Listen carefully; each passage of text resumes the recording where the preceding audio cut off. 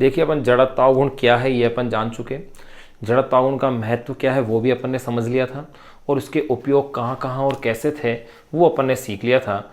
अब अपन इसमें नेक्स्ट जो टॉपिक जानेंगे वो है परिभ्रमण त्रिज्या, या उसे अपन कहते हैं घूर्णन त्रिज्या यानी रेडियस ऑफ गायरेशन। तो नेक्स्ट टॉपिक अपन डाल रहे हैं परिभ्रमण त्रिज्या, अथवा इसे ही कहते हैं घूर्णन त्रिज्या।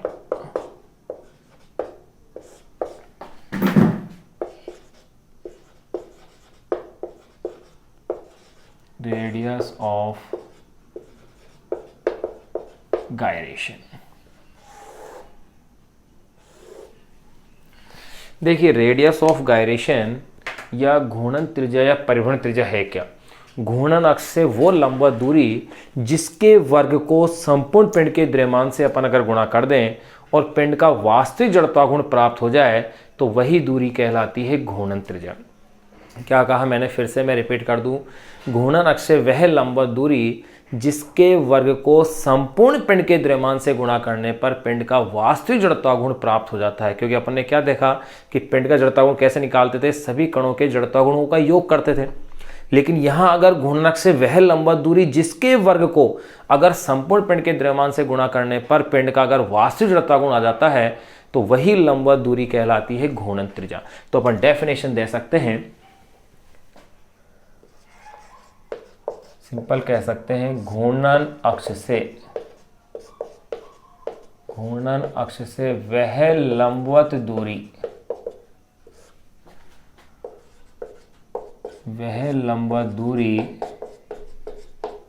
जिसके वर्ग को,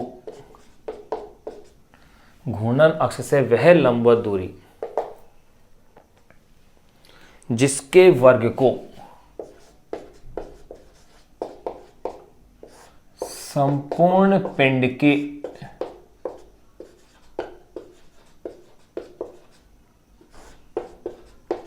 के द्रव्यमान से गुणा करने पर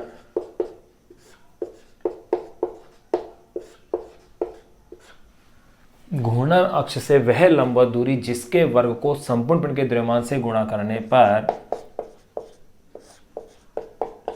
पिंड का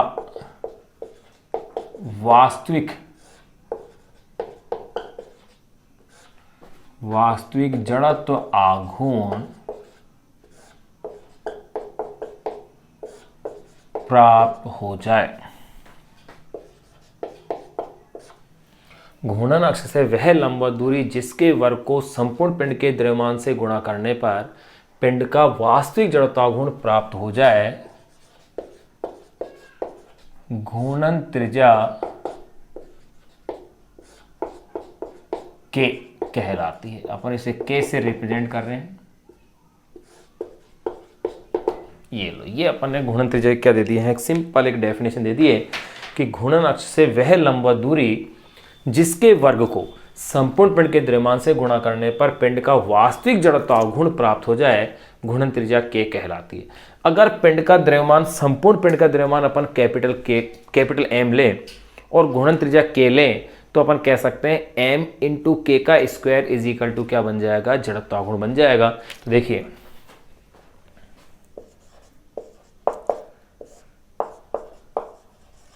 यदि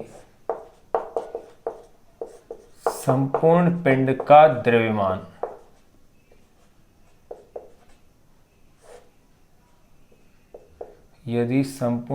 द्रव्यमान कैपिटल एम वे घूर्णन त्रिज्या कैपिटल के हो तो पिंड का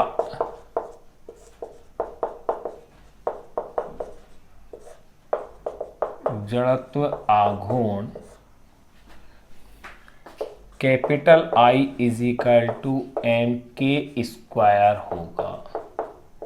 बिल्कुल यही डेफिनेशन का अकॉर्डिंग यही हो रहा है कि घूर्णन अक्ष से वह लंबवत दूरी जिसके वर्ग को संपूर्ण पिंड के द्रव्यमान से गुणा करने पर पिंड का वास्तविक जड़त्व गुण अगर अपन को प्राप्त हो जाता है तो यही क्या कहलाती है, घूर्णन त्रिज्या कहलाती है। तो देखो I is equal to M K square हो गया, या इसी से अगर मैं K इजिकल टू देखूं तो ये हो जाएगा रूट ऑफ I अपॉन में कैपिटल M। ये मेरे पास फॉर्मूला आ गया है। अब देखिएगा, लेकिन अपन जानते हैं चूंकि I is equal to sigma M R का स्क्वायर है, इसलिए K is equal to root of sigma M R square upon में कैपिटल एम। या मैं इसे यूं कह सकता हूं, देखो यहां तक मेरे पास फॉर्मूला आ गया। अगर पिंड के सभी कणों का द्रव्यमान समान हो, अगर ऐसा कह दिया जाए, यदि पिंड के सभी कण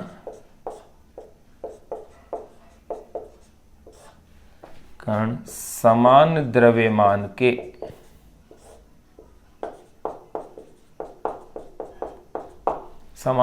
के हो, तो देखो ऐसी स्थिति के अंदर अपन क्या कह सकते हैं, कैपिटल M इजिकल टू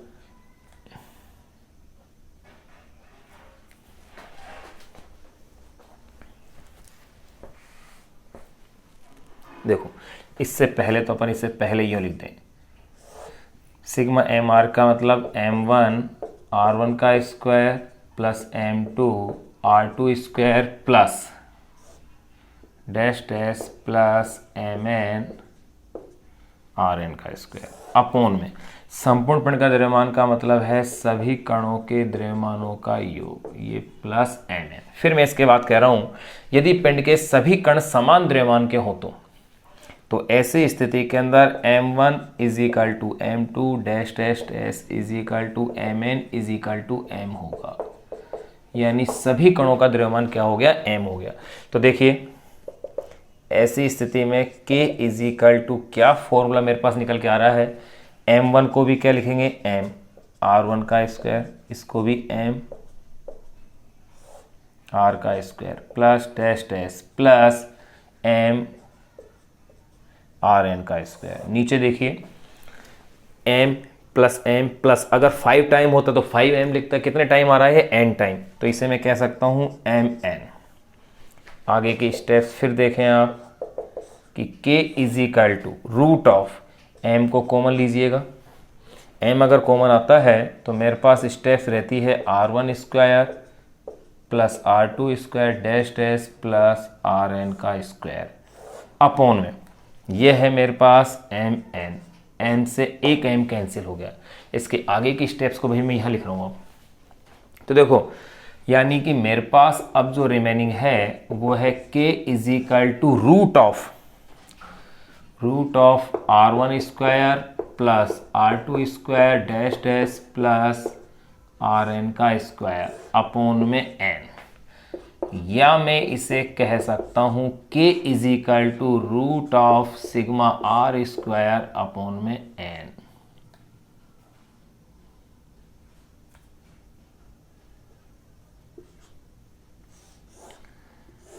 ये मेरे पास इक्वेशन आ गई है, K is equal to root of sigma R square upon में n। यानी क्या रिजल्ट आ गया, तो मैं कह सकता हूं कि वाकई में घूर्णन त्रिज्या हुई क्या, पिंड के सभी कणों की अक्ष से लंबवत दूरियों का वर्ग माध्य मूल हो गई। देखो कैसे वर्ग है सभी दूरियों का, फिर उसमें संख्या का भाग जा रहा है तो माध्य हो गई, फिर रूट आ गया तो क्या हो गया, उन सबका वर्ग माध्य मूल मान बन गई है। तो देखिएगा वापस से परिभ्रमण त्रिज्या या घूर्णन त्रिज्या यानी रेडियस ऑफ गायरेशन है क्या, घूर्णन अक्ष से वह लंबवत दूरी जिसके वर्ग को संपूर्ण पिंड के द्रव्यमान से गुणा करने पर पिंड का वास्तविक जड़त्व गुण प्राप्त हो जाए, घूर्णन त्रिज्या K कहलाती है। यदि संपूर्ण पिंड का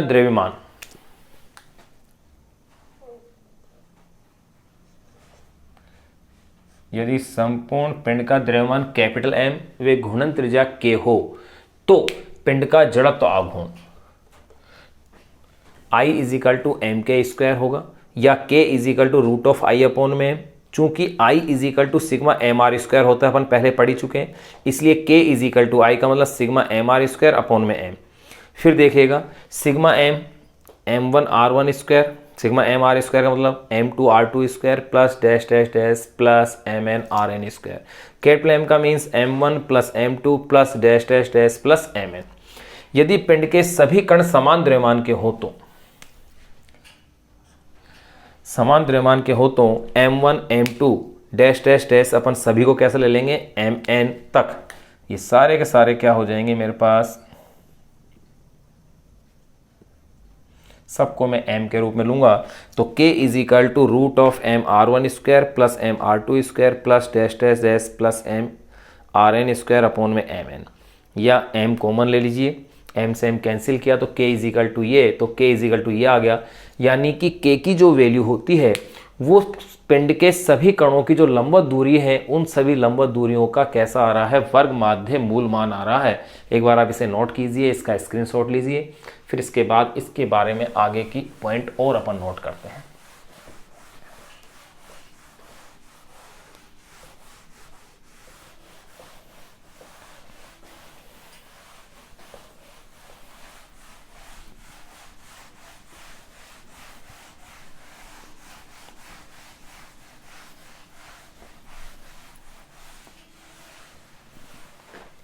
तो देखिए अपन क्या कह सकते हैं, अतः घूर्णन अक्ष के सापेक्ष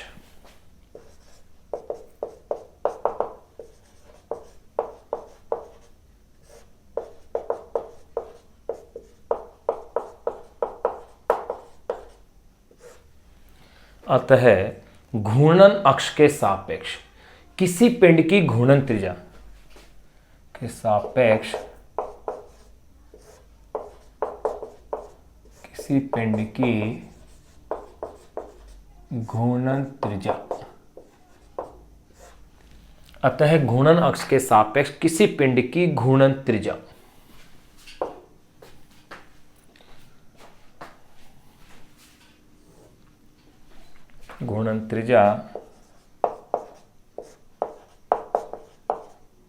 इस पिंड के कणों की घूर्णन अक्ष से, इस पिंड के कणों की घूर्णन अक्ष से, इस पिंड के कणों की घूर्णन अक्ष से लंबवत दूरियों के घूर्णन अक्ष से लंबवत दूरियों के वर्ग माध्य मूल मान के बराबर होती है। वर्ग माध्य मूल मान के बराबर होती है। ये लो, अतः घूर्णन अक्ष के सापेक्ष किसी पिंड की घूर्णन त्रिज्या इस पिंड के कणों की घूर्णन अक्ष से लंबवत दूरियों के वर्ग माध्य मूल मान के बराबर होती है। ये अपन एक निष्कर्ष इसके रूप में निकाल लिया है। अब अगर अपन इसकी निर्भरता की बात करें तो देखिए निर्भर किस किस पर करती है। घूर्णन त्रिज्या की निर्भरता, तो सबसे पहले तो मैं कह सकता हूं घूर्णन अक्ष की स्थिति पर, क्योंकि हर एक के लिए इसका मान अलग अलग आएगा। नंबर फर्स्ट, घूर्णन अक्ष की स्थिति।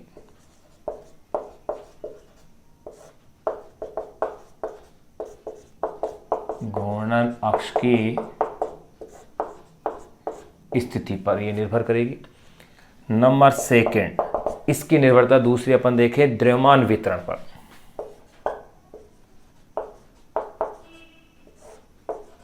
द्रव्यमान वितरण पर ध्यान रखना, द्रव्यमान वितरण पर निर्भर करती है, द्रव्यमान पर नहीं। इसलिए मैं लिख ही देता हूं इसको, द्रव्यमान पर नहीं। ये थोड़ा सा ध्यान रखना है। ये दो निर्भरताएं अपन ने इसकी जान ली है। अब देखो, अगर अपने पास, अब अपने जड़त्वाघूर्ण अपन ने जान लिया, जड़त्वाघूर्ण है क्या, परिभ्रमण त्रिज्या या घूर्णन त्रिज्या भी अपन ने जान लिए। अब अपन इसमें पढ़ेंगे जड़त्वाघूर्ण के प्रमेय। जड़त्वाघूर्ण के दो प्रमेय जो कि very very most important topic हैं, लंबवत अक्षों का प्रमेय और समांतर अक्षों का प्रमेय। ये दोनों प्रमेय अति महत्वपूर्ण है, लेकिन ध्यान रहे अपनी बुक के अंदर इनके केवल कथन दिए हुए हैं, इसकी उत्पत्ति नहीं दे रखी है। इनका डेरिवेशन यानी इनके जो प्रूफ है कैसे डिराइव करें, इस टॉपिक को इन्होंने बुक के अंदर क्वेश्चन नंबर जो 26 है अपना एनसीईआरटी बुक का, उस क्वेश्चन नंबर 26 के अंदर उसको क्वेश्चन के रूप में दिया हुआ है कि जड़त्व आघूर्ण के लंबवत अक्षों का प्रमेय का सत्यापन कीजिए और जड़त्व आघूर्ण के समांतर अक्षों के प्रमेय का सत्यापन कीजिए।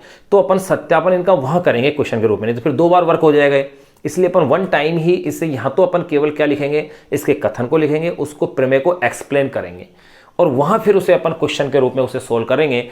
यहां अपन उसकी डेरिवेशन नहीं करेंगे, यहां अपन केवल उसका जो स्टेटमेंट है, जो कथन अपन को दिया हुआ है, केवल उस स्टेटमेंट या उस कथन को ही अपन यहां पर लिखेंगे। और वहां जब अपन इसके क्वेश्चन सोल्व करेंगे, बुक के अपने जो अनसोल्ड क्वेश्चन नंबर 26 दिया हुआ है, जहां पर कि इन प्रमेयों को ये सिद्ध करा रहे हैं, वहां अपन इन प्रमेयों को सिद्ध करेंगे। तो अब जो नेक्स्ट टॉपिक अपन पढ़ने जा रहे हैं वो है जड़त्व आघूर्ण के प्रमेय।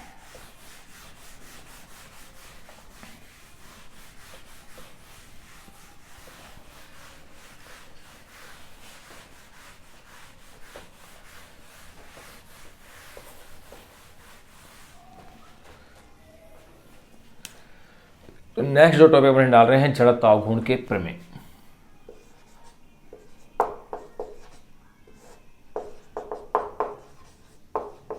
जड़त्व आघूर्ण के प्रमेय। देखिए 2 प्रमेय हैं। पहला है नंबर 1, वो है लंबवत अक्षों का प्रमेय।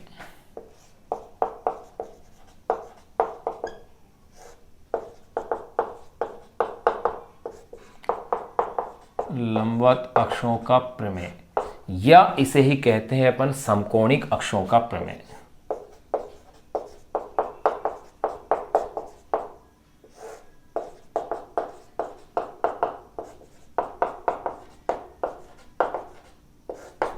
लंबवत अक्षों का प्रमेय या समकोणिक अक्षों का प्रमेय।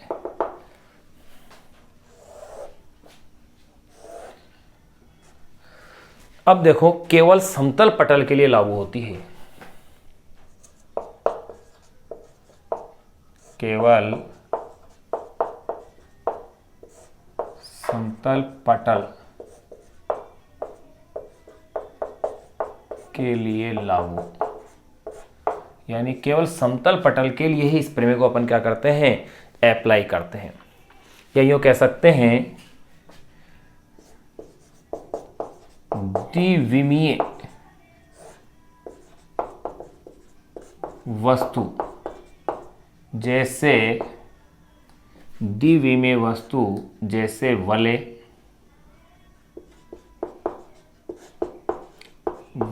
चकती केवल समतल पटल के लिए लागू होती है। द्विविमीय वस्तु जैसे वलय चकती इनके लिए ही क्या होती है, प्रयुक्त होती है। जैसे वलय चकती आयताकार प्लेट, द्विविमीय वस्तु जैसे वलय चकती आयताकार प्लेट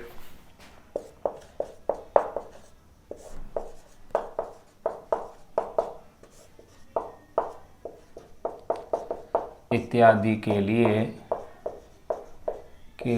प्रयुक्त होती है।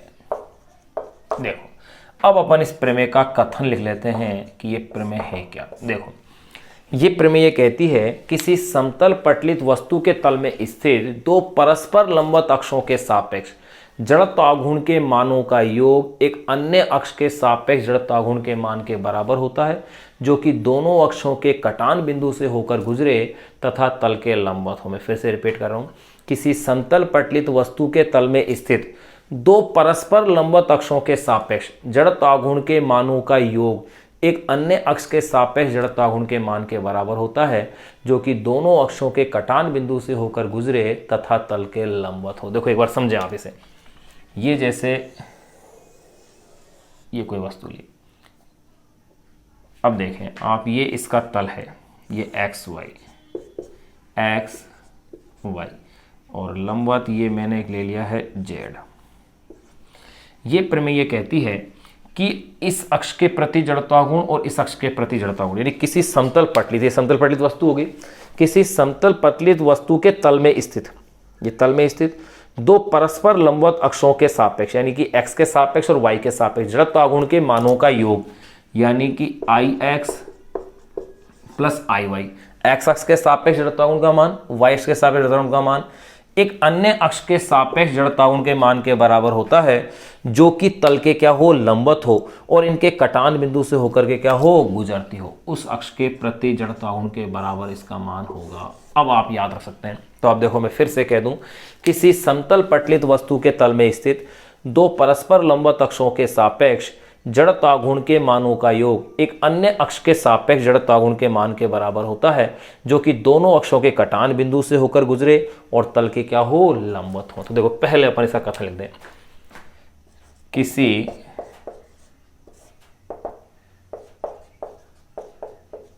समतल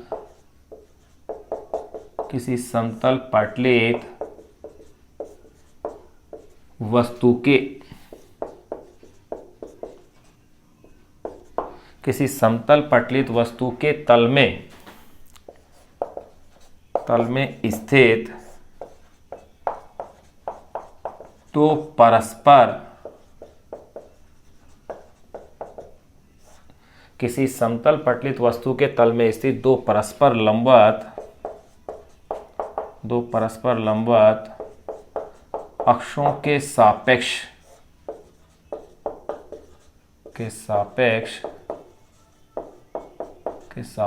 जड़त आघूर्णों के मानों का योग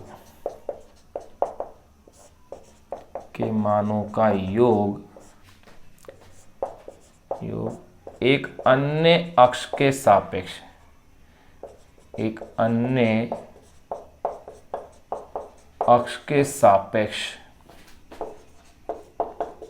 जड़त्व आघूर्ण एक अन्य अक्ष के सापेक्ष जड़त्व आघूर्ण के मान के बराबर होता है, जो कि दोनों अक्षों के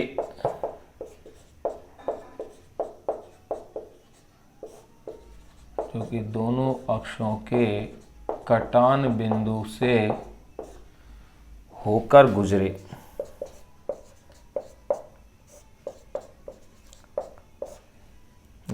तथा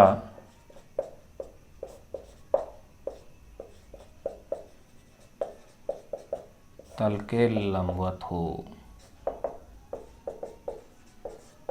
अर्थात देखो क्या लिख दिया मैंने कथन को, कि इस प्रमेय का कथन क्या है, किसी समतल पटलित वस्तु के तल में स्थित दो परस्पर लंबवत अक्षों के सापेक्ष जड़त्वाघूर्ण के मानों का योग एक अन्य अक्ष के सापेक्ष जड़त्वाघूर्ण के मान के बराबर होता है, जो कि दोनों अक्षों के कटान बिंदु से होकर गुजरे तथा तल के क्या हो, लंबवत हो। ये अपन ने देख लिया।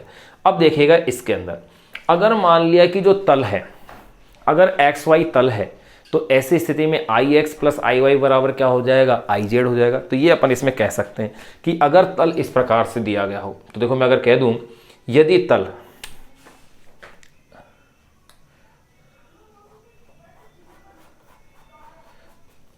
लंबवत हो, अब इसी में देख लो, यदि तल एक्स वाई हो, तो जैसे ये तल क्या है, एक्स वाई है, तो इसके लंबवत क्या हो गया, आई जेड हो गया, कटान बिंदु से गुजर रहे। तो ऐसे स्थिति के अंदर प्रमेय को कैसे लिखेंगे अपन, आई एक्स प्लस आई वाई बराबर आई जेड। और यदि तल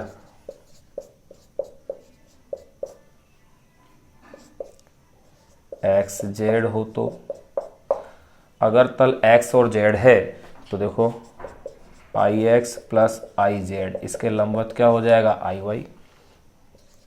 और यदि तल वाई जेड हो, तो I Y plus I Z is equal to हो जाएगा आई एक्स। यानी कि इस तरह से आप इसे लिख सकते हैं। यहां अपन ने ये लंब अक्षों की प्रमेय, अब देखिए ये जो अपन को प्रूफ करना होता है I X plus I Y is equal to I Z, इसे अपन क्वेश्चन के रूप में अपन प्रूफ करेंगे। तो अपन ने एक प्रमेय ये जान ली है लंबवत अक्षों की प्रमेय। दूसरी जो प्रमेय है वो है समांतर अक्षों की प्रमेय। ये तो थी परपेंडिकुलर थ्योरम। परपेंडिकुलर थ्योरम यानी कि लंबवत अक्षों की प्रमेय। दूसरी अपन जानेंगे समांतर अक्षों की प्रमेय यानी कि पैरेलल जो थ्योरम है उसको अपन अब जानेंगे। एक बार आप इसे नोट कर लें, स्क्रीनशॉट ले लें।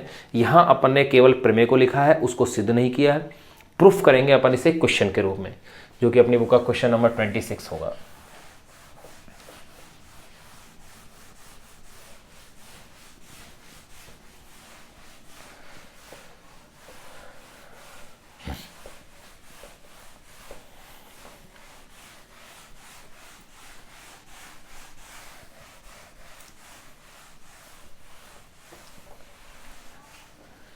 देखिए अब नंबर सेकंड, दूसरी प्रमेय,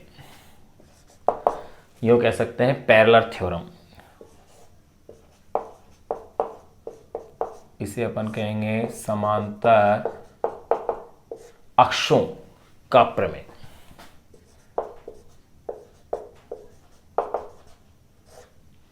समांतर अक्षों का प्रमेय या पैरेलल थ्योरम, ये समस्त वस्तुओं के लिए लागू होती है भाई।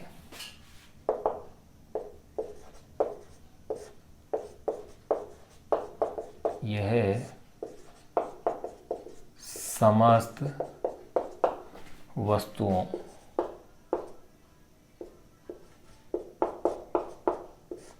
के लिए लागू होती है, जबकि लंबवत अक्षों की प्रमेय केवल समतल पट्टित वस्तु के लिए लागू हो रही थी। देखो ये प्रमेय है क्या, एक बार मैं इसका कथन बोल दूं। किसी दी गई अक्ष के सापेक्ष जड़ता गुण का मान उसके समानांतर व द्रव्यमान केंद्र से होकर गुजरने वाली अक्ष के सापेक्ष जड़ता गुण एवं संपूर्ण पिंड के द्रव्यमान वे दोनों अक्षों के मध्य की लंबवत दूरी के गुणनफल के योग के बराबर होता है। फिर से मैं रिपीट कर रहा हूं, किसी दी गई अक्ष के सापेक्ष जड़ता गुण का मान उसके समानांतर व द्रव्यमान केंद्र से होकर गुजरने वाली अक्ष के सापेक्ष जड़ता गुण एवं संपूर्ण पिंड के द्रव्यमान वे दोनों अक्षों के मध्य की लंबवत दूरी के वर्ग के गुणनफल के योग के बराबर होता है। अब जरा आप इसे समझें कि है किस प्रकार से। देखो जो मैंने बोला है, ये कोई अपन पिंड ले लेते हैं, ये कोई द्रव्यमान केंद्र से होकर गुजरने वाली अक्ष है A1 और नाम दे रहे हैं अपन को इसको A1 A2, द्रव्यमान केंद्र से होकर गुजरने वाली अक्ष है। ये कोई दूसरी अक्ष है B1 B2, ये मेरे पास अज्ञात अक्ष है जिसके प्रति मुझे जड़ता गुण का मान ज्ञात करना है। संपूर्ण पिंड का द्रव्यमान कैपिटल M है, ये द्रव्यमान केंद्र से होके गुजर रही है, बिंदु O ले लिया, C भी ले सकता हूँ इसे। दोनों के मध्य की लंबवत दूरी क्या है, स्मॉल d है। तो देखिए ये प्रमेय क्या कहती है, इस द्रव्यमान केंद्र से होकर गुजरने वाले अक्ष के प्रति जड़ता गुण तो क्या है, IC है, और इसके प्रति जड़ता गुण मैंने क्या ले लिया, I है। तो ये प्रमेय कहती है कि I = IC प्लस MD का स्क्वायर। ध्यान रहे यहां पर भी अपन प्रमेय को केवल एक्सप्लेन कर रहे हैं, उसका कथन लिखेंगे, उसकी उत्पत्ति अपन क्वेश्चन के रूप में पढ़ेंगे। तो देखो I = IC प्लस MD²। अब मैं इसे एक्सप्लेन करके आपको बताऊं जो मैंने बोला है, किसी दी गई अक्ष के सापेक्ष जड़ता गुण का मान उसके समानांतर, इसके समानांतर होगी, उसके समानांतर व द्रव्यमान केंद्र से होकर गुजरने वाली अक्ष के सापेक्ष जड़ता गुण यानी कि IC एवं संपूर्ण पिंड के द्रव्यमान वे दोनों अक्षों के मध्य की लंबवत दूरी के वर्ग के गुणनफल के योग के बराबर होता है। अब कथन क्लियर हो गया कि किसी दी गई अक्ष के सापेक्ष जड़ता गुण का मान उसके समानांतर व द्रव्यमान केंद्र से होकर गुजरने वाले अक्ष के सापेक्ष जड़ता गुण एवं संपूर्ण पिंड के द्रव्यमान वे दोनों अक्षों के मध्य की लंबवत दूरी के वर्ग के गुणनफल के तुल्य होता है। अब अपन इसका कथन लिख लेते हैं कि प्रमेय का कथन है क्या। इसका स्टेटमेंट देखो, कथन, किसी दी गई अक्ष के सापेक्ष, किसी दी गई अक्ष के सापेक्ष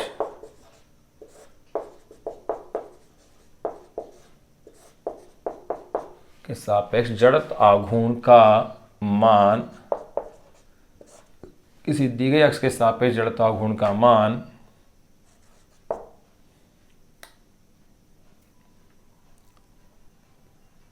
किसी दी गई अक्ष के सापेक्ष जड़ता गुण का मान उसके समांतर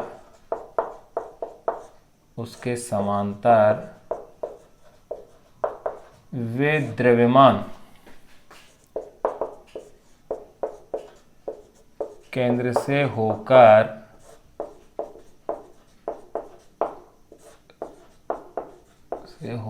गुजरने वाली किसी दी गई अक्ष के सापेक्ष जड़ता गुण का मान उसके समांतर वे द्रव्यमान केंद्र से होकर गुजरने वाली अक्ष के सापेक्ष जड़त्व आघूर्ण, जिसे कि अपन किससे रिप्रेजेंट कर रहे हैं, आईसी से। ये लिख देता हूं, किसी दी गई अक्ष के सापेक्ष जड़ता गुण का मान उसके समांतर व द्रव्यमान केंद्र से होकर गुजरने वाले अक्ष के सापेक्ष जड़ता गुण एवं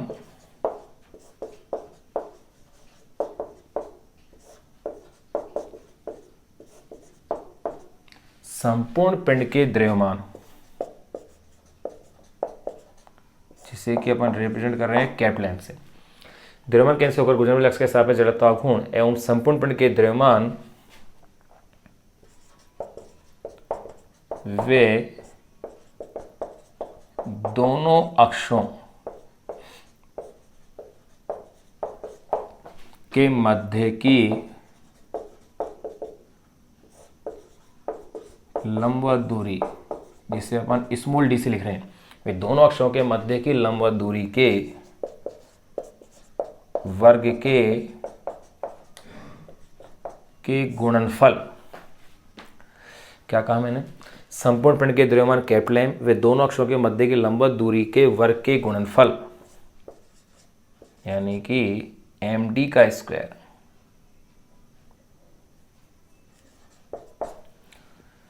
लंबवत दूरी के वर्ग के गुणनफल के योग के बराबर होता है। अर्थात यूं आप कह सकते हो कि दी गई अक्ष के सापेक्ष, किसी दी गई अक्ष के सापेक्ष जड़त्व आघूर्ण, जिसे कि मैं कैपिटल या चलो जड़त्व आघूर्ण का मान, किसी दी गई अक्ष के सापेक्ष जड़त्व आघूर्ण का मान, जिसे कि मैं कैपिटल आई कह रहा हूं, किसी दी गई अक्ष के सापेक्ष जड़त्व आघूर्ण का मान उसके समांतर वे द्रव्यमान केंद्र से होकर गुजरने वाले अक्ष के सापेक्ष जड़त्व आघूर्ण एवं संपूर्ण पिंड के द्रव्यमान वे दोनों अक्षों के मध्य की लंबवत दूरी के वर्ग के गुणनफल के योग के बराबर होता है। अर्थात I = IC प्लस MD का स्क्वायर। ये अपने पास इक्वेशन आ जाएगी, I = IC प्लस MD का स्क्वायर। ये अपने पास प्रमेय है।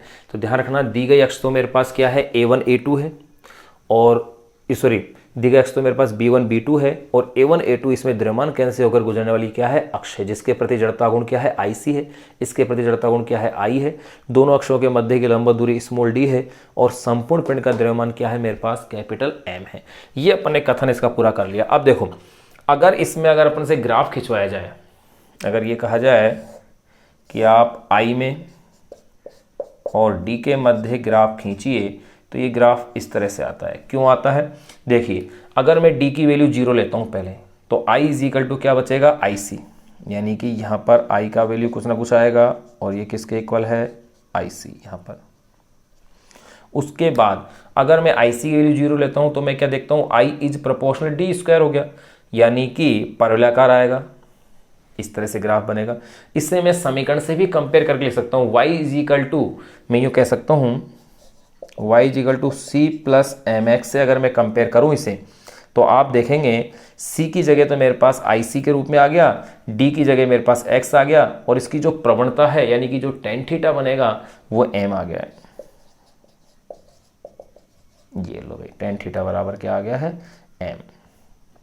यह मेरे पास इक्वेशन आ गई है।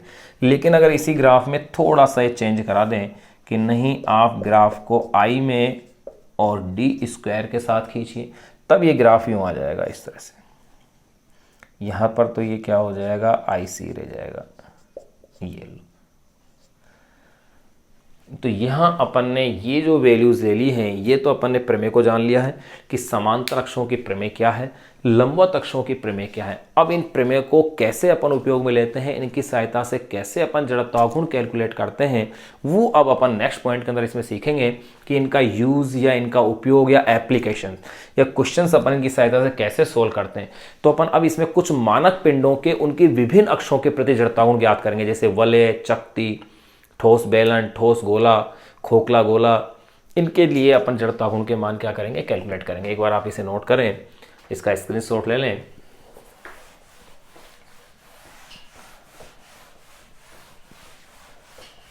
ध्यान रहे इन दोनों ही प्रमेयों के अपन ने यहाँ केवल कथन या यूँ कह सकते हैं उसके जो कॉन्सेप्ट हैं उनको अपन ने पढ़ा है।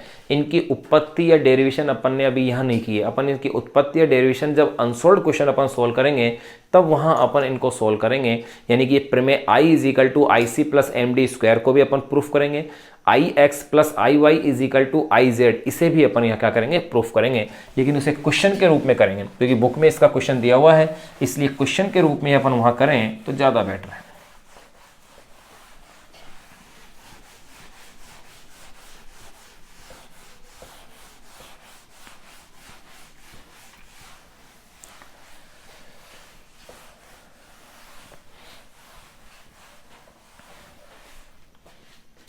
नेक्स्ट अपन पढ़ रहे हैं कुछ मानक पिंडों की।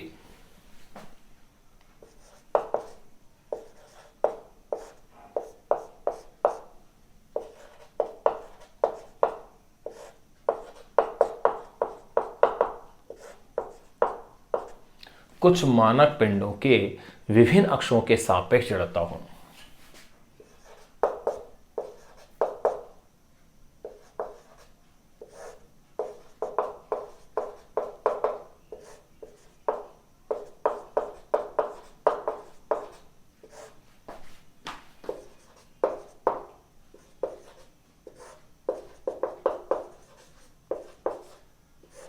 या इसे ही अपन कह सकते हैं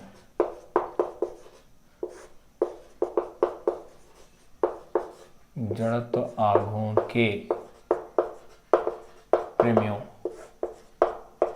के जड़त्व आघूर्ण के प्रमेयों के अनुप्रयोग।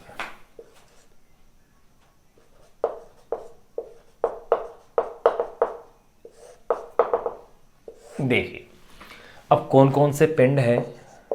नंबर एक, अपन एक एक पिंड की बात करें और उनकी अक्षों को समझें तो सबसे पहले अपन पहला जो पिंड ले रहे हैं उसकी विभिन्न अक्षों के प्रति जड़त्वाघूर्ण। ध्यान रखना यहां अपन उन अक्षों की उनकी विभिन्न अक्षों के प्रति जड़त्वाघूर्ण इन प्रमेयों की सहायता से ज्ञात कर सकते हैं, लेकिन अपन को डायरेक्ट ही यूज करेंगे। क्यों करेंगे? क्योंकि अपनी बुक में कुछ एग्जांपल्स दे रखे हैं कि इस अक्ष के प्रति चकती का जड़त्वाघूर्ण ज्ञात कीजिए, वलय का ज्ञात कीजिए, तो यहाँ पर उसे डायरेक्ट लिख रहे हैं। क्वेश्चन के रूप में जहां दे रखा है वहां अपन उसे फिर सोल्व करेंगे, नहीं तो फिर एक ही टॉपिक दो बार रिपीट हो जाएगा। इसलिए अपन यहाँ उसको केवल टॉपिक या कॉन्सेप्ट के रूप में जान रहे हैं, फिर वहाँ क्वेश्चन के रूप में अपन उसे वहाँ क्या करेंगे, सोल्व करेंगे। तो पहली वस्तु या पहला जो पिंड अपन ले रहे हैं वो है वलय या छल्ला।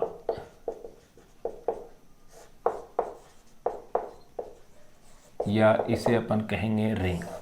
वलय या छल्ला या रिंग, इसकी कितनी अक्षें हो सकती हैं वो देखिएगा। जैसे मेरे पास ये कोई वलय है, ये कोई वलय है, खोखली वलय है इस तरह से, ये इस तरह से इसकी केवल परिधि है। अब इसमें अक्षें कौन कौन सी मेरे पास संभव हैं, उन अक्षों के आप नाम देखिएगा। देखिए भाई उनकी अक्षें कौन कौन सी हो सकती है। ये इसका तल है, ये इसका क्या है, एक तल है। अब ये एक अक्ष तो मेरे पास ये बन गई, केंद्र से पारित और तल के लंबवत। भाई तल है, तल के लंबवत ये अक्ष है, तो केंद्र से पारित तल के लंबवत, पहली अक्ष ये बन गई। दूसरी अक्ष अगर मैं इसे यूं लूं, केंद्र से पारित और तल में स्थित, केंद्र से पारित और तल में स्थित। तीसरी अक्ष स्पर्शीय एवं तल के लंबवत, और चौथी अक्ष स्पर्शीय एवं तल में स्थित। चार अक्षें मेरे पास संभव है। फिर से आप देखें, केंद्र से पारित तल के लंबवत, केंद्र से पारित एवं तल में स्थित। तो केंद्र से पारित एवं तल में स्थित ये जो अक्ष है इसे ही अपन क्या कहेंगे, इसका व्यास कहेंगे, यानी व्यास के सापेक्ष। स्पर्शीय एवं तल के लंबवत, स्पर्शीय एवं तल में स्थित। तो चार अक्षें मेरे पास इसमें हो गई हैं। वापिस से केंद्र से पारित तल के लंबवत, केंद्र से पारित तल में स्थित, स्पर्शीय तल के लंबवत, स्पर्शीय तल में स्थित। इस तरह से मेरे पास ये अक्ष बन रही हैं। अब देखिएगा इनके प्रति जड़ता गुण क्या होंगे। ये मैंने कोई एक वलय ले ली है जिसका कि द्रव्यमान क्या है, कैपिटल एम है, द्रव्यमान इसका कैपिटल एम है और त्रिज्या इसकी क्या है, कैपिटल आर है। तो देखो पहली अक्ष,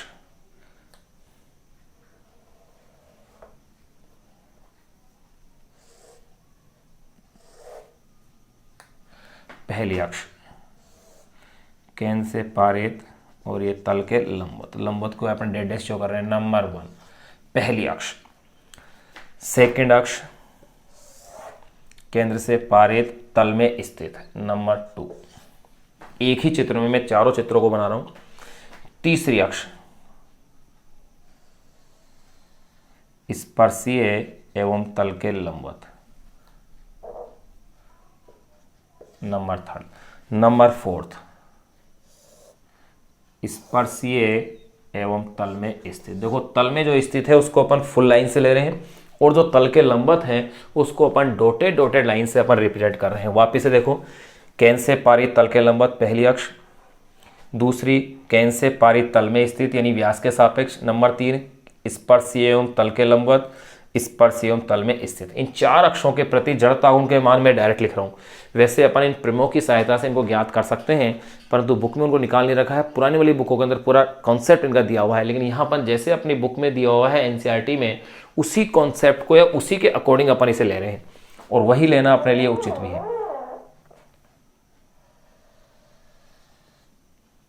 उसी कॉन्सेप्ट के अकॉर्डिंग अपन इसे ले रहे हैं। तो देखो नंबर 1, नंबर A1 कह देते हैं अपन, क्योंकि नंबर A पॉइंट अपन ने वलय छला लिया है। तो पहली अक्ष का नाम है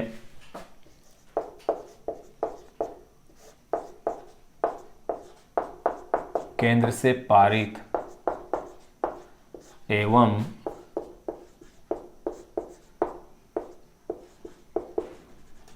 तल के लंबवत। ये पहली अक्ष है। इस अक्ष के प्रति देखो, इसकी जो त्रिज्या ले रहा हूं मैं, वो तो इसका द्रव्यमान तो मैं ले रहा हूं कैपिटल एम और इसकी जो त्रिज्या है वो है वही कैपिटल आर। ये लो, तो इसका इस अक्ष के प्रति जड़ता गुण जो होता है I1 = वलय का mr²। ये आपको याद रखना है। डेरिवेशन अपन कर नहीं रहे क्योंकि अपनी बुक में दिया हुआ नहीं, अपन कर सकते थे, इजी डेरिवेशंस है। नंबर सेकंड जो अक्ष है इसका नाम है केंद्र से पारित एवं तल में स्थित।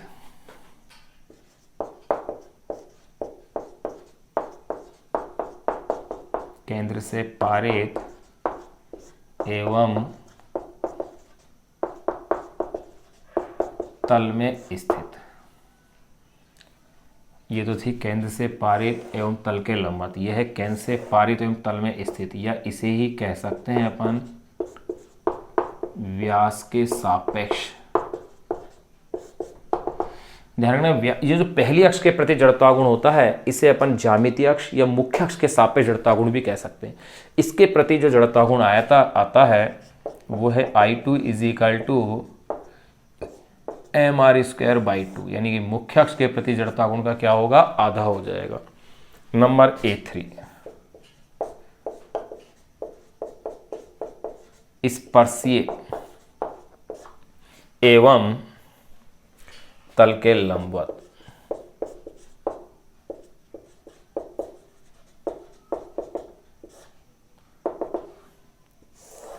स्पर्शीय एवं तल के लंबवत। देखो इसको अपन कैसे ज्ञात कर सकते हैं, इस अक्ष के प्रति जड़ता गुण अपन को पता है, ये निकालना है। तो ये अक्ष इस अक्ष के क्या है, समानांतर आ रही है, यानी समांतर अक्षों की प्रमेय की सहायता से आप इसे ज्ञात कर सकते हैं। देखो मैं निकाल के बताऊं इसे, वैसे मैं डायरेक्टली लिखूंगा। समांतर अक्षों की प्रमेय यह है I = IC + MD²। है मुझे ये ज्ञात करना है I3, या ज्ञात अक्ष, ये अक्ष मुझे ज्ञात करनी है।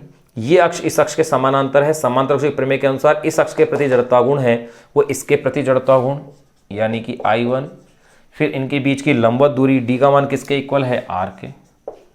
I1 का मान मेरे पास क्या है, mr², फिर ये है mr², तो क्या आंसर आ गया, 2mr²। ये लो, ये जड़तागुण ज्ञात हो गया। लेकिन यहाँ मैं इसे डायरेक्ट लिख रहा हूँ क्योंकि अपनी बुक के अंदर इनको दिया हुआ नहीं है, क्वेश्चन के रूप में दिया हुआ है, तो वहाँ क्वेश्चन के रूप में ही अपन इसे फिर सोल्व करेंगे। तो देखिए, स्पर्श एवं तल के लंबवत अक्ष के प्रति जड़तागुण जो आ रहा है वलय का I3 इज इक्वल टू ये आता है 2mr²। नंबर A4 है स्पर्शीय एवं तल में स्थित।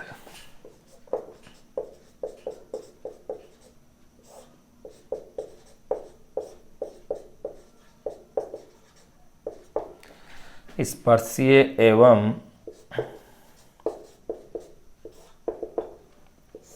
तल में स्थित। देखो इसको भी आप निकाल सकते हैं क्योंकि ये जो अक्ष निकालनी है ये इस अक्ष के समानांतर है, वही समांतर अक्ष प्रमेय लग करके निकल जाएगा।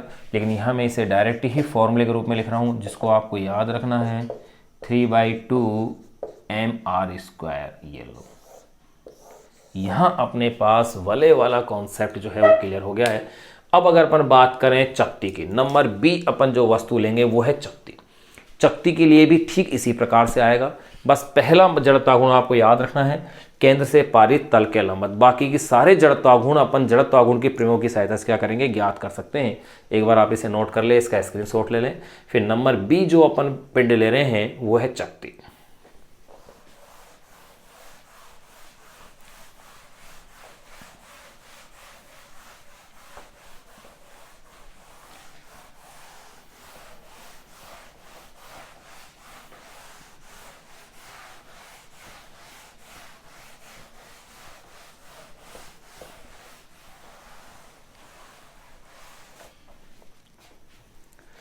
नंबर बी, नंबर ए अपन ने ली है वलय, वलय यानी रिंग। नंबर सेकंड अपन ले रहे हैं इसमें चकती या डिस्क, वही सेम। ये मैंने मान लिया कि एक चकती है, ये इसकी पहली अक्ष, केंद्र से पारित तल के लंबवत। दूसरी अक्ष केंद्र से पारित तल में स्थित। तल में स्थित अक्ष को अपन फुल लाइन से ले रहे हैं और तल के लंबवत को अपन डॉटेड ले रहे हैं। नंबर थर्ड स्पर्शीय एवं तल के लंबवत। नंबर फोर्थ स्पर्शीय एवं तल में स्थित। तो देखो नंबर B1 पहली अक्ष का नाम है केंद्र से पारित एवं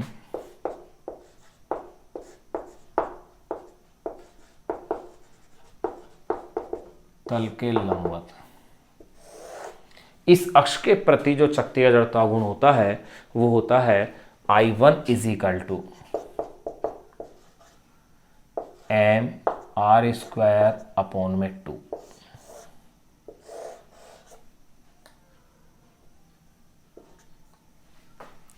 नंबर B2 ये केंद्र बना लेते हैं। द्रव्यमान शक्ति का कैपिटल M है और त्रिज्या क्या मानी है अपन ने, कैपिटल R मानी है। तो देखो नंबर B2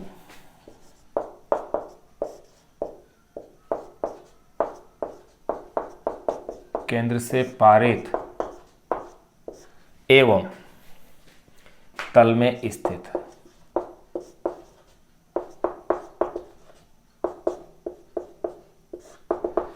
अक्ष का क्या नाम है, केंद्र से पारित एवं तल में स्थित, और इसी को कहा जाता है व्यास के सापेक्ष, यानी कि व्यास की अक्ष हो गई।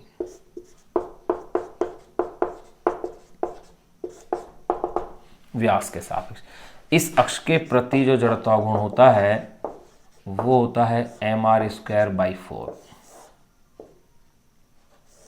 यानी कि मुख्य अक्ष के प्रति जड़त्वागुण का जो मुख्य अक्ष के प्रति जो जड़त्वागुण है, व्यास के सापेक्ष जड़त्वागुण का मान मुख्य अक्ष के प्रति जड़त्वागुण का क्या होता है, आधा होता है, हाफ होता है। नंबर B3 का नाम है स्पर्शीय एवं तल के लंबवत। नंबर क्या है, स्पर्शीय एवं तल के लंबवत।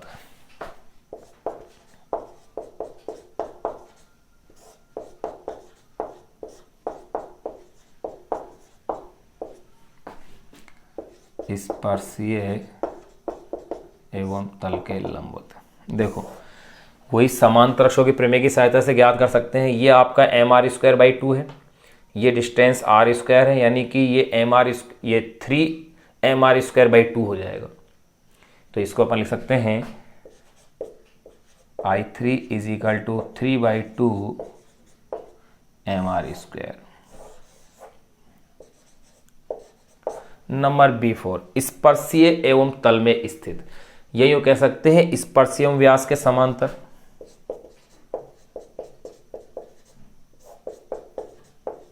स्पर्शीय एवं तल में स्थित, या मैं कह सकता हूं स्पर्शीय एवं व्यास के समांतर।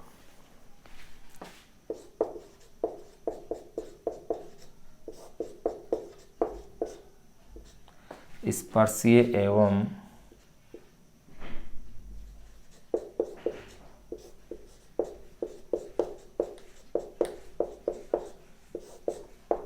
व्यास के समांतर। इसको कैसे ज्ञात करेंगे? इस अक्ष के ये क्या है? समानांतर है, तो यानी समांतर अक्ष की प्रमेय से निकल जाएगा। और ये आता है मेरे पास I4 = 5/4 mr²। 5/4 mr², ये लीजिए। यहाँ ये मेरे पास शक्ति संबंधी मैंने फॉर्मूले जो थे वो आपके निकाल लिए। अब नंबर C अपन बात करेंगे इसमें पतली छड़ के लिए। ये आप अगर नोट करें आप इसे ऐसे कैसे स्क्रीनशॉट ले लें आप इसका।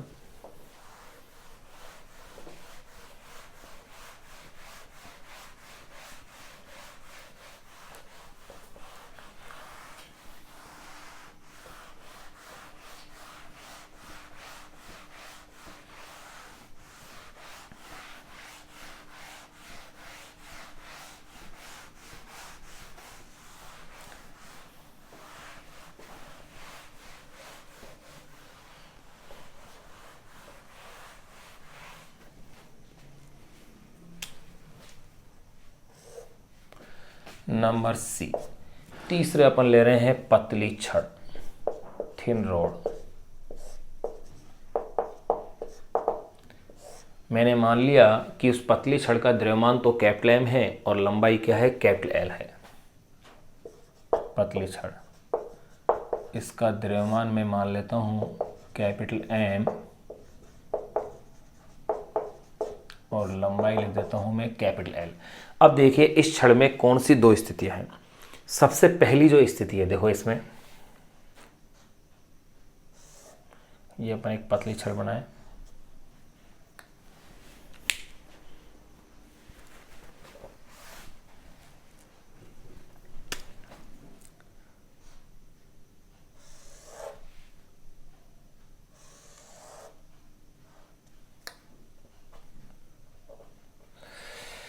एक तो जो है इस पतली छड़ के लिए एक अक्ष का नाम तो अपने पास ये आ गया है, नंबर 1।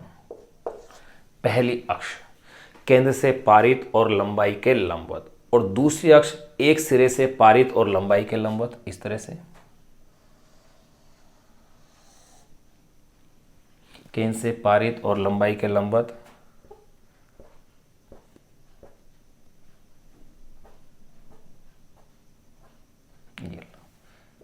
नंबर 2। तीसरी एक अक्ष और संभव है अपने पास, और वो है केंद्र से पारित और लंबाई के अनुदिश।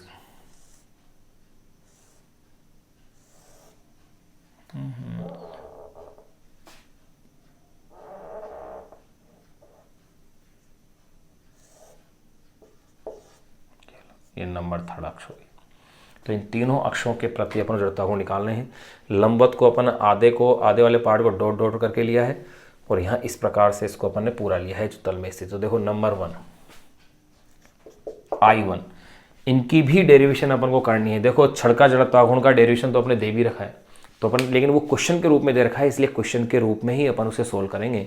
यहाँ अपन अभी तो टॉपिक के रूप में तो अपन इसे डायरेक्ट लिख रहे हैं, जैसा कि अपनी बुक के अंदर एक टेबल बना रखी है, एक सारणी बना करके विभिन्न पिंडों के विभिन्न अक्षों के प्रति जड़त्वाघूर्ण का मान उसमें दे रखा है, जिसको अपन एक एक करके यहाँ इसको एक्सप्लेन कर रहे हैं।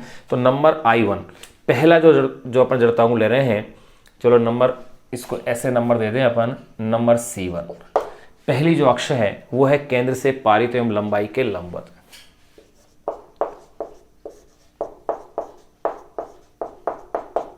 केंद्र से पारित एवं लंबाई के लंबवत। नंबर 1, इसके प्रति जो जड़त्वाघूर्ण होता है पतली छड़ का, वो होता है ml² में 12। बहुत इजी डेरिवेशन है, लेकिन अपन यहाँ डायरेक्ट ही फॉर्मूला लिख रहे हैं, क्वेश्चन रूप में पूछा गया होगा तो वहीं अपन इसकी बात करेंगे। नंबर C2, एक सिरे से पारित एवं लंबाई के लंबवत, यानी नंबर 2।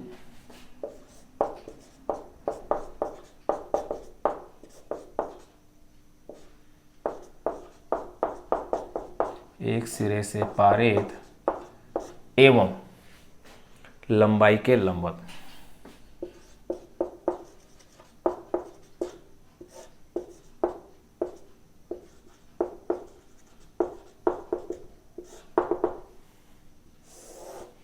एक सिरे से पारित एवं लंबाई के लंबवत। अब देखो इसके लिए जड़त्वाघूर्ण समान तरफ से परिमेय से ज्ञात हो जाएगा इजीली। कैसे ज्ञात हो जाएगा? इस अक्ष के प्रति जड़त्वाघूर्ण आपको ज्ञात है,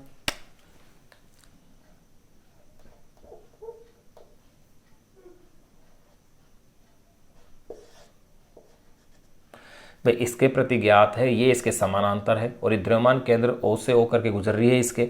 इसका मतलब समांतर रूप से परिमेय लगा दो, I = IC + MD², और इससे यहाँ आंसर आएगा ml²/3। तो यहाँ मैं इसे डायरेक्ट ही लिख रहा हूँ, लेकिन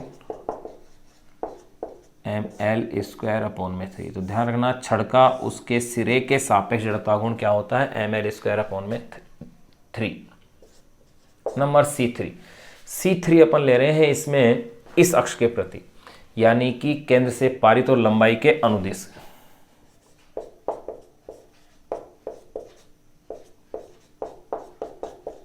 केंद्र से पारित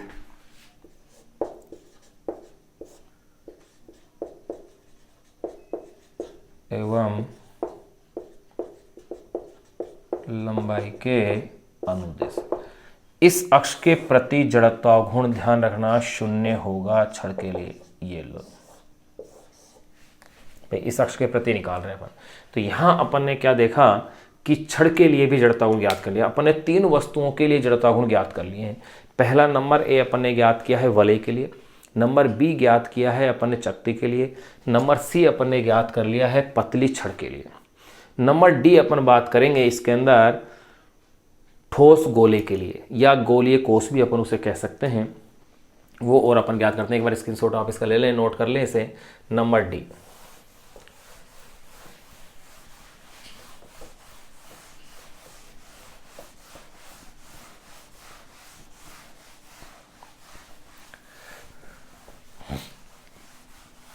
तो देखो नंबर A पे अपन ने लिया था इसमें वलय को, नंबर B पे अपन ने लिया है चकती को, नंबर C पे अपन ने लिया है पतली छड़ को, और नंबर D पे अपन इसमें ले रहे हैं गोलीय कोष ले लेते हैं, खोखला। ये लो गोलीय कोष।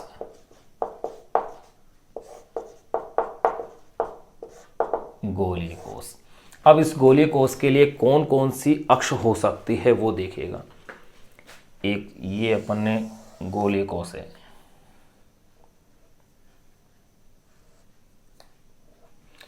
एक अक्ष तो इसकी ये बन जाएगी बिल्कुल आर पार, जिसको मैं कह सकता हूं इसके व्यास के सापेक्ष, केंद्र से पारित अक्ष भी हो गए इसके। दूसरी है स्पर्शी अक्ष। तल तो इसके लिए अपन लेंगे नहीं कि गोल होता है, तो दूसरी हो गई स्पर्शी अक्ष। इसकी जो त्रिज्या है वो मान ली मैंने R है, द्रव्यमान क्या है इसका? M है। देख लिख देते हैं अपन, गोलीय कोष का द्रव्यमान M वे त्रिज्या क्या ले रहे हैं? R। तो इसमें देखो नंबर, पहली जो अक्ष ले लें अपन नंबर D1। नंबर D1 को मैं कह सकता हूं केंद्र से पारित अक्ष। क्या है? गोलीय कोष है, केंद्र से पारित अक्ष, इसकी एक बहुत ही अच्छी डेरिवेशन है, बड़ी डेरिवेशन होती है, लेकिन यहाँ अपन इसे डायरेक्ट ही लिख रहे हैं। केंद्र से पारित अक्ष, या यूँ कह सकता हूँ व्यास के सापेक्ष, इस अक्ष के प्रति जो जड़त्वाघूर्ण होता है, यानी गोलीय कोष का इस अक्ष के प्रति जड़त्वाघूर्ण होता है 2/3। ध्यान रखना 2/5 ठोस गोले का होगा, जो भी अपन आगे पढ़ेंगे ठोस गोले का होता है 2/5 mr², और इसका होता है 2/3 mr²। ये लो नंबर D2 अपन लेंगे इसमें स्पर्शी अक्ष, जो कि नंबर 2 है।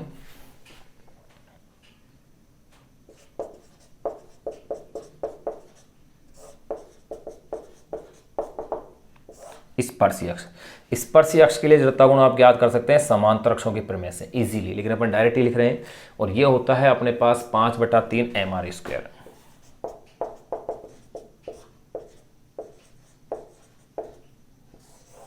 गोलीय कोष, ठोस गोले के लिए 7/5 mr² होता है। तो यहाँ अपन ने नंबर डी तक देख लिया है, गोलीय कोष तक। अब अपन इसके बाद जो नेक्स्ट पॉइंट पढ़ेंगे वो होगा एक तो ठोस गोला, और एक ठोस बेलन, और एक खोखला बेलन, ये बेलनाकार कोष। इनके लिए अपन को ये जड़त्वाघूर्ण के मान और अपन लिखेंगे। अपन ने कहाँ ज्ञात कर लिए, नंबर ए पर वलय, नंबर बी पर चकती, नंबर सी पर पतली छड़, और नंबर डी पर गोलीय कोष। नंबर ई पर अपन लेंगे इसके अंदर ठोस गोला। नंबर एफ पर अपन लेंगे इसके अंदर ठोस बेलन या बेलनाकार कोष भी ले सकते हैं। और उसके बाद नेक्स्ट पॉइंट में अपन लेंगे ठोस बेलन अथवा बेलनाकार कोष को। यहाँ तक के पॉइंट अपन इसको जान लेंगे। आप एक बार इसका स्क्रीनशॉट लेके इसको नोट कर लें, और ये फॉर्मूले आप याद रखें, क्योंकि ये फॉर्मूले आपको याद रहेंगे तो ही आपके लिए न्यूमेरिकल हल कर पाना आसान होगा, अन्यथा न्यूमेरिकल हल करने में आपको कठिनाई आएंगी।